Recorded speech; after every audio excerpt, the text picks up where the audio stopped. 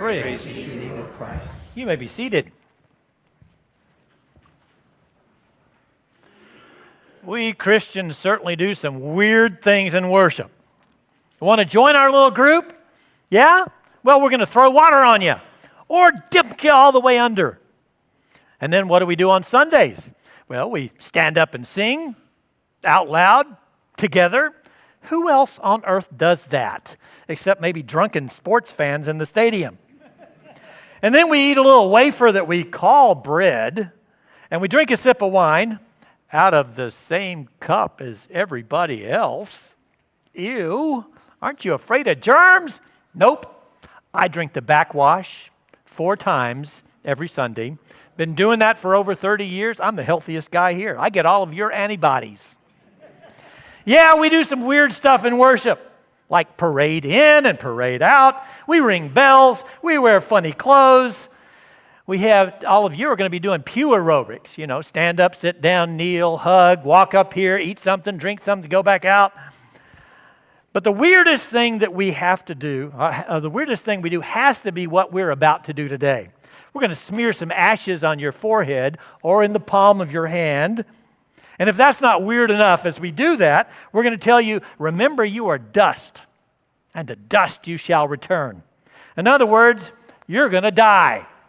He's going to die. She's going to die. Y'all are all going to die. We all are going to die. I'm going to die. Say that with me. I'm going to die. Again, I'm going to die. Yes, we are. And the question is not if, but when. We are all going to die. That's good news? Hardly, but it's the truth. We church folks may do some weird stuff in worship, but we are nothing if not honest, especially about death. Because the truth is, even if all the details differ for each of us, the end result is the same. Someday, all of us and each of us are going to die. Let's say it again. I'm going to die. Some of us will get sick and die.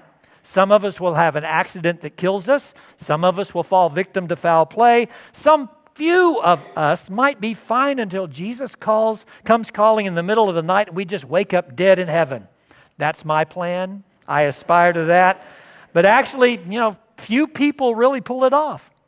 And because each of us is going to die and none of us really wants to think about it, the church, in its honesty, calls us to face honestly our mortality and the inevitability of our own death at least once a year on Ash Wednesday. On Ash Wednesday. Whether we want to or not, and whether we like it or not, and whether we're ready or not. Ash Wednesday is not about walking off the pancakes that we ate last night, or deciding what we're going to give up for Lent, or even getting that smear of ashes on our forehead or our palm. Ash Wednesday is about death. My death, your death, our death. And it's about admitting, say it with me again, I'm going to die. It's about admitting I'm going to die and asking each of us, are you ready? Are you ready?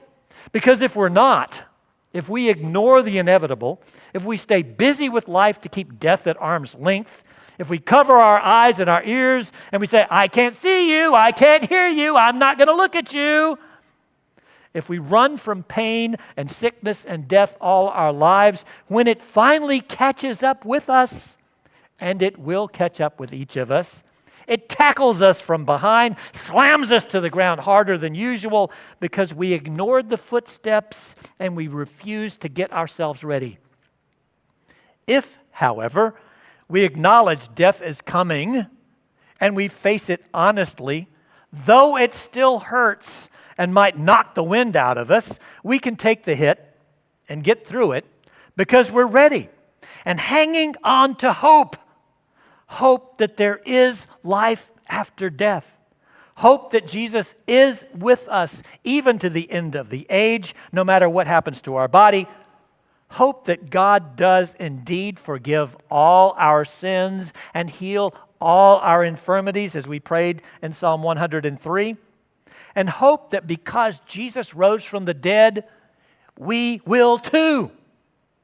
And because we have that hope, Jesus sets us free from the fear of death, and we can live our life fully with joyful confidence that God will not allow death to take us 1 second sooner than before we finish everything that God created us to do and to be.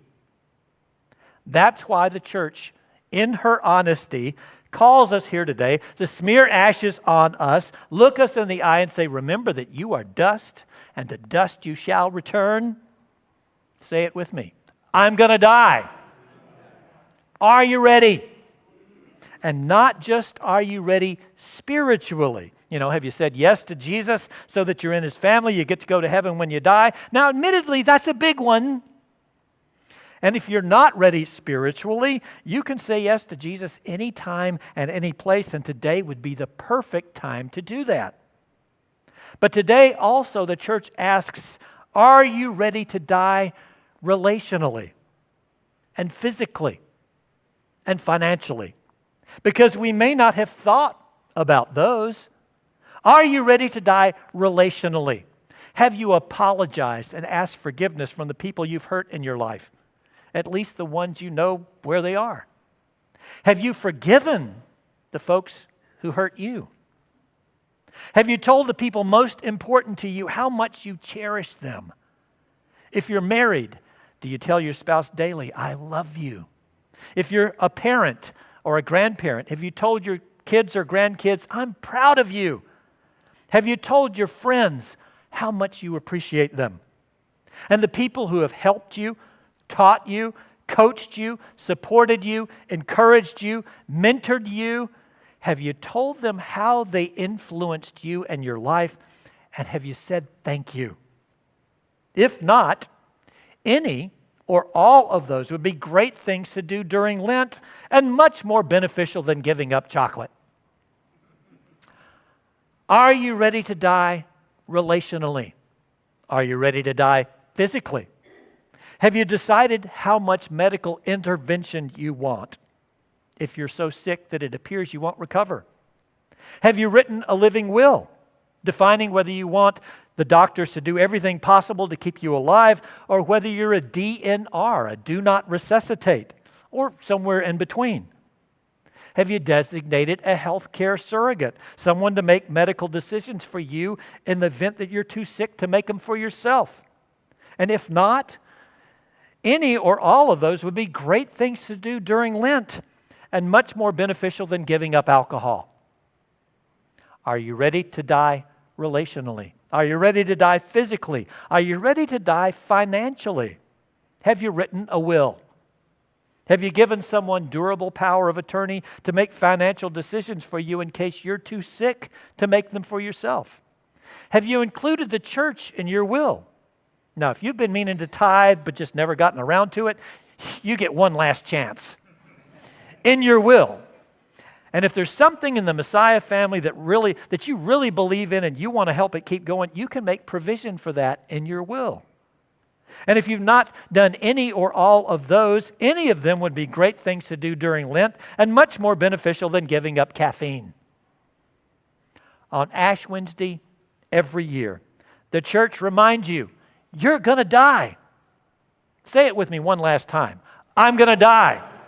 Are you ready? Are you ready to die spiritually? Are you ready to die relationally? Are you ready to die physically? Are you ready to die financially?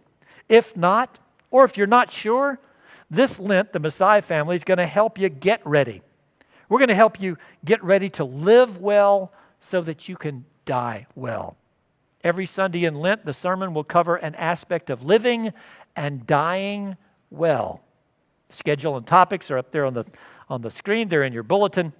This Lent, instead of giving up chocolate or alcohol or caffeine, I invite you to be here every Sunday and make sure you're ready. Ready to live well, ready to die well. Because death is coming for us all. Remember, you are dust, and to dust you shall return.